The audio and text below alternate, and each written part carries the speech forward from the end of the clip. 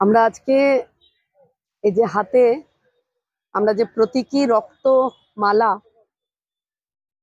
আমাদের অভিভাবক, আমাদের নেতা, পশ্চিমবঙ্গের জনক, পশ্চিমবঙ্গের স্রষ্টা ডক্টর শ্যামাপ্রসাদ মুখার্জির প্রয়াণ দিবসে এই স্থানে কেওড়াতলা মহাশ্মশান, যেখানে তার শবদেহ অন্তিম সৎকার করা হয়েছিল, সেখানে চন্দননগর থেকে এসেছে দীপ্তনু এবং পেশায় ও একজন ইঞ্জিনিয়ার, শিক্ষিত সম্প্রদায়ের মানুষ।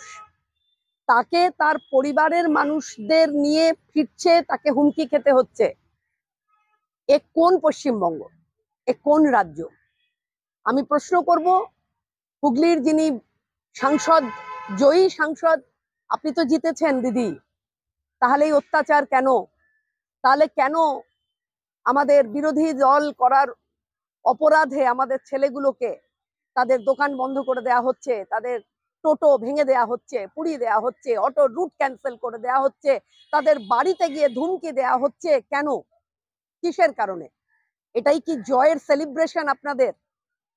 আপনাদের কাছে আন্তরিক অনুরোধ, আজ এই পবিত্র দিনে এখানে এই স্থানে দাঁড়িয়ে পশ্চিমবঙ্গের গণতন্ত্র ফিরিয়ে আনুন। যে কথা দীপ্তনু বললেন যে হার জিত থাকবেই, শাসক থাকবে, বিরোধী থাকবে, সেটাই গণতন্ত্র। তাই আমার রাজ্যের গণতন্ত্র ফিরিয়ে আনবার জন্য রাজ্যের মুখ্যমন্ত্রীকে এখান থেকে, আমরা এই কেওড়াতলা মহাশ্মশান থেকে অনুরোধ করব, চারিদিকে যা হচ্ছে, 15,000 কর্মী ভারতীয় জনতা পার্টির শুধু বিরোধী দল করে বলে তারা আজ রাস্তায়, ঘর ছাড়া, ছোট ছোট বাচ্চা নিয়ে মায়েরা কাঁদছে মাহেশ্বরী সদনে। প্রত্যেকটা পার্টি অফিস হয়ে দাঁড়িয়েছে এখন শেল্টার। এ কোন জেতা? এ কোন রাজ্য? সন্ত্রাসের আতুর ঘর হয়ে গেছে পশ্চিমবঙ্গ। মাননীয় মুখ্যমন্ত্রীর কাছে এবং হুগলির যিনি বিজয়ী সাংসদ, তার কাছে আমাদের অনুরোধ, এই সন্ত্রাস বন্ধ করুন, গণতন্ত্রের পুনঃপ্রতিষ্ঠা হোক পশ্চিমবঙ্গে। এই মূর্তিটি 2018 সালে এই মূর্তি মুখে কালিমা লিপ্ত করা হয়েছিল, আপনারা সবাই জানেন। এবং তারপরে এখানে অনেক কড়াকড়ি হয়েছিল, পুলিশ পিকেটিংও বসেছিল। আজকে এখানে রক্তে ভাঙা নয়, এটা প্রতীকী একটা প্রতিবাদ। আমার শহরের যে সমস্ত বা আমার জেলার যে সমস্ত মানুষ ভোটের পরে হিংসার শিকার, হিংসা মানে শুধু মারামারি হানাহানি এখন হচ্ছে না, ভাতে মারার একটা হিংসা হচ্ছে, যে কারোর রেশন বন্ধ হয়ে যাচ্ছে, কারোর ব্যবসা বন্ধ হয়ে যাচ্ছে, সেইগুলো যাতে সেইভাবে সেইখান থেকে যারা এফেক্টেড তাদের কিছু মানুষকে নিয়ে আজকে আমার এখানে আসার কথা ছিল।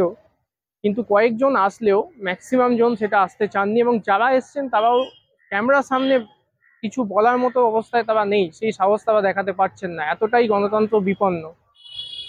তাই আমি আজকে এই মূর্তির পাদদেশে এই প্রতীকী একটি রক্তে ভাঙা মালা দিয়ে প্রতিবাদ এবং একটা মানে একটা শপথ নিয়ে গেলাম যে এই গণতন্ত্র ফেরানোর জন্য গণতান্ত্রিকভাবে যা যা দরকার সেটা আমি করব।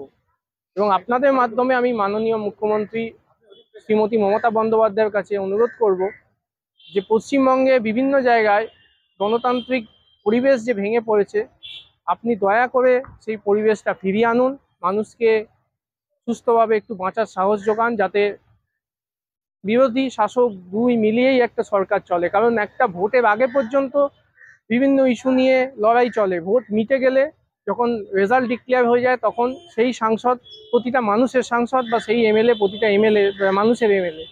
তাই সবাই যাতে সুস্থভাবে গণতান্ত্রিকভাবে থাকতে পারে সেই ব্যবস্থা আপনি করুন, আপনাদের মাধ্যমে আমি অনুরোধ করছি ওনাকে।